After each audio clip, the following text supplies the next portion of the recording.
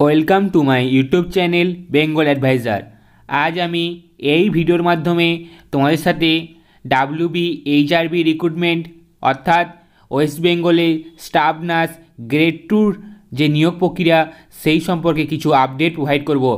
তবে তার আগে তোমাদের কাছে একটাই অনুরোধ, যারা প্রথম এই চ্যানেলটি ভিজিট করছো তারা অবশ্যই এই চ্যানেলটি সাবস্ক্রাইব করে পাশে থাকা বেল আইকনটি অন করে রাখো এই ধরনের আপডেটগুলি সবার আগে পাওয়ার জন্য।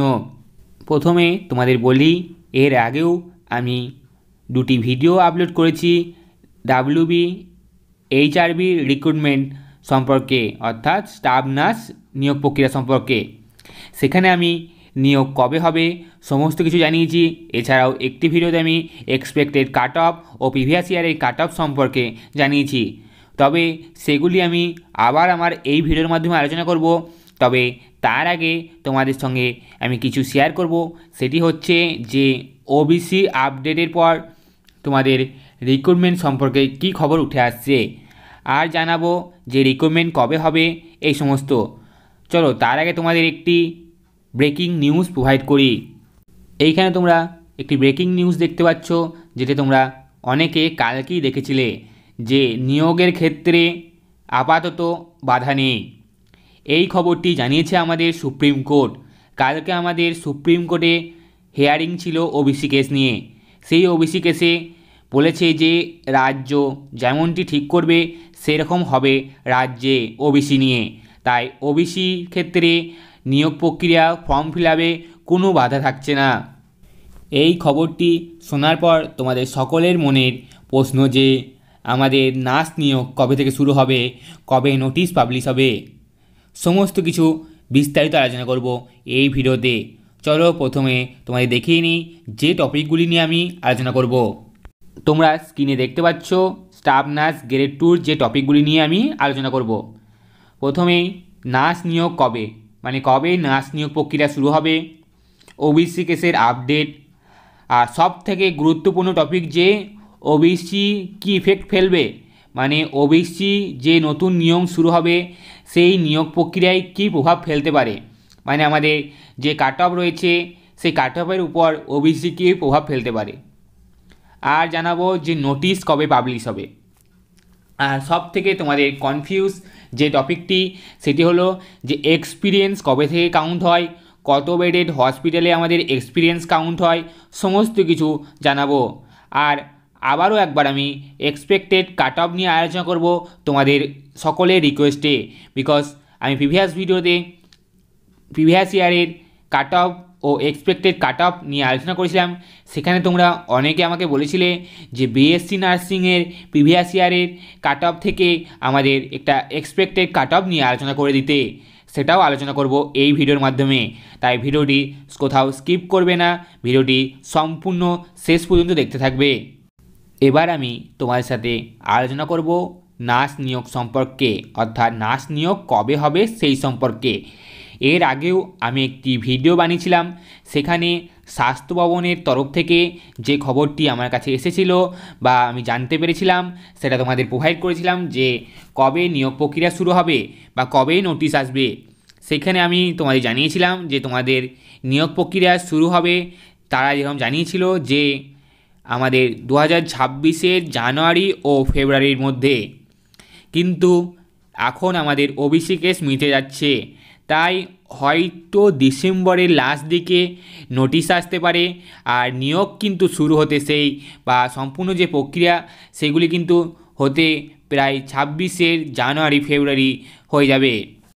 আর সম্পূর্ণ প্রসেস কমপ্লিট হতে আরও সময় লাগবে, কিন্তু ডিসেম্বরে হয়তো নোটিশ পাবলিশ হতে পারে, না হলে তোমাদের 2026-এ জানুয়ারি ফেব্রুয়ারির মধ্যে নোটিশ পাবলিশ হবে, যেটি স্বাস্থ্য ভবনের তরফ থেকে জানা গেছিল। তবে এখন আবার কিছুদিনের মধ্যে স্বাস্থ্য ভবনে একটি মিটিং অর্গানাইজ হচ্ছে। অবশ্য সেই মিটিংয়ে আমাদের রিক্রুটমেন্ট সম্পর্কে আলোচনা হবে কি না জানি না। যেটা নিয়ে আলোচনা হবে সেটা হলো যে আমাদের এএনএম জেএনএম ও জেনপাস ইউজি ও জেইপিবিএনের যে ভর্তি প্রক্রিয়া স্থগিত রয়েছে সেটা শুরু করার জন্য হয়তো সেই মিটিংয়েও নিয়োগ প্রক্রিয়া নিয়ে আলোচনা হতে পারে, হয়তো নিয়োগ প্রক্রিয়া আরও আগে আসতে পারে। কিন্তু নিয়োগ প্রক্রিয়া আগিয়ে আসার চান্স খুব কম রয়েছে, কারণ তোমরা সকলেই জানো যে সুপ্রিম কোর্ট জানিয়েছে রাজ্য যেমনটি ঠিক করবে সেই রকম হবে। আমাদের রাজ্যে ওয়েস্ট বেঙ্গলে প্রায় 140টি জনজাতি অ্যাড হয়েছে আমাদের ওবিসির ক্ষেত্রে, আর 17% সংরক্ষণই থাকবে ওবিসির ক্ষেত্রে। তবে এটির উপর হাইকোর্ট আবার রায় শোনাবে কিছুদিনের মধ্যে, তবে সেটি ফাইনাল ডিসিশন হবে। কিন্তু যেহেতু জানিয়েছে যে রাজ্য যেমনটি ঠিক করবে তেমনটি হবে, তাই 140টি জাতি অ্যাড হওয়ার চান্স রয়েছে। সেহেতু সার্ভে করে 140টি জাতিকে ওবিসি তালিকায় অন্তর্ভুক্ত করতে কিছু সময় লাগবে। তাই নিয়োগ প্রক্রিয়া হয়তো যেমন হওয়ার কথা ছিল 26 জানুয়ারি ফেব্রুয়ারির মধ্যে, তেমনই হওয়ার চান্স বেশি রয়েছে। এই ছিল ওবিসি কেসের আপডেট ও তোমাদের নিয়োগ প্রক্রিয়া কবে হবে, নোটিশ পাবলিশ কবে হবে সেই সম্পর্কের আপডেট। এবার তোমাদের জানাবো যে ওবিসি কেস কী ইফেক্ট ফেলতে পারে আমাদের কাট অফের ক্ষেত্রে। এর আগেও আমি তোমাদের কাট অফ নিয়ে আলোচনা করেছি, সেখানে আমি তোমাদের যে প্রিভিয়াস ইয়ারে কাট অফ দেখিয়েছিলাম সেটা তোমরা অনেকেই দেখেছো, আবার অনেকেই দেখোনি। তাই আমি আর একবার তোমাদের প্রিভিয়াস ইয়ারের যে কাট অফ ছিল সেটি তোমাদের দেখাচ্ছি, এবং সেখানেই আমি তোমাদের ওবিসি কেস কী ইফেক্ট ফেলতে পারে 2026 বা 2025-এর রিক্রুটমেন্টের ক্ষেত্রে। চলো দেখাই তোমাদের সেই প্রিভিয়াস ইয়ারে যে রিক্রুটমেন্ট হয়েছিল সেই ইয়ারের কাট অফগুলি। তোমরা স্ক্রিনে দেখতে পাচ্ছ যে কাট অফগুলি, সেটি হচ্ছে প্রিভিয়াস কাট অফ। বিএসসি নার্সিংদের যে কাট অফটি তোমরা সামনে দেখতে পাচ্ছ, এটি হচ্ছে বিএসসি নার্সিংদের cut off. Unreserved, OBC A, OBC B, SC, ST সকলের জন্য কাট অফ এখানে তোমরা স্ক্রিনে দেখতে পাচ্ছ। এখানে দেখতে পাচ্ছ আনরিজার্ভের জন্য 54.2, ওবিসি এর জন্য 40.25, ওবিসি বির জন্য 43.31, আর এসসির জন্য 35.73, আর এসটির জন্য 40.98। এবার দেখাবো ফিমেলদের কাট অফ। জেএনএমের জন্য আনরিজার্ভদের জন্য 63.15, ওবিসি এর জন্য 39.75, ওবিসি বির জন্য 60.82, এসসির জন্য 38.55, আর এসটির জন্য 38.53। এটি ছিল ফিমেলদের জন্য কাট অফ। এবার দেখাবো মেলদের জন্য কাট অফ। তোমরা স্ক্রিনে দেখতে পাচ্ছ মেলদের জন্য যে কাট অফ সেটি। মেলদের জন্য যে কাট অফটি দেখছো সেটি হচ্ছে আনরিজার্ভদের জন্য 59.21, ওবিসি এর জন্য 46.08, ওবিসি বির জন্য 54.51, আর এসসির জন্য 39.48, এসটির জন্য 49.23। এটি ছিল মেলদের জন্য কাট অফ প্রিভিয়াস ইয়ারে এরকম কাট অফ দিয়েছিল। আর তোমরা অনেকে বলেছো আমাকে পিবিবিএসসির কাট অফের জন্য, আমি তাদের বলি পিবিবিএসসির কাট অফ আমি তোমাদের প্রোভাইড করতে পারছি না, বিকজ প্রিভিয়াস ইয়ারে 2 জন ক্যান্ডিডেট কেবল পিবিবিএসসিতে চান্স পেয়েছিল, আর সিট ছিল 180টি সামথিং। এবার যেটি মেন প্রসঙ্গ সেটি হলো এক্সপেক্টেড কাট অফ, মানে আমাদের এবছর কাট অফ কীরকম যেতে পারে সেটা তোমরা স্ক্রিনে দেখতে পাচ্ছ। তোমাদের সকলেরই সেম থাকবে। বিএসসিদের জন্য একটু কম হবে, সামথিং 60 সামথিং হতে পারে, 64 অতটা না গেলেও 60 সামথিং হবে। কিন্তু যেটা মেন প্রসঙ্গ সেটা হলো ওবিসিদের কাট অফ কী হবে। তোমরা সকলেই জানো ওবিসিতে প্রায় 140টি জনজাতি অ্যাড হচ্ছে, তাহলে তোমাদের মধ্যে হিউজ কম্পিটিশন। এছাড়াও আমাদের 3টি ইয়ার প্রায় বসে রয়েছে, তার জন্য তো আরও কম্পিটিশন রয়েছে। এবার কাস্টের মধ্যে যদি আরও ক্যান্ডিডেট বেড়ে যায় তাহলে অবশ্যই আমাদের কম্পিটিশন বেড়ে যাবে। মানে তোমাদের বুঝতেই পারছো যে ওবিসিদের জন্য এবার কাট অফটি কত হতে চলেছে, প্রায় জেনারেলদের মতোই হতে চলেছে ওবিসির কাট অফ, এমনটি আশা করা যায়। দেখা যাক রিক্রুটমেন্টের পর কী ফলাফল আসছে।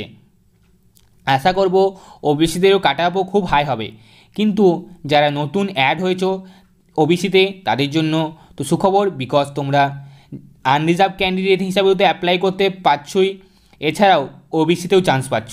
কিন্তু ওবিসির কাট অফ হাই হবে এটা আমি বারবার বলছি। এছাড়াও এবছর আনরিজার্ভেরও কাট অফ হাই যাবে, বিকজ তোমাদের প্রিভিয়াস ইয়ারের প্রচুর ক্যান্ডিডেট রয়েছে।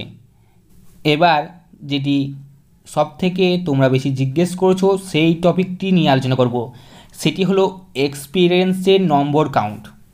কবে থেকে আমাদের এক্সপিরিয়েন্সের নম্বর কাউন্ট হবে এবং কোথায় জব করলে সেই এক্সপিরিয়েন্সের নম্বর কাউন্ট হবে।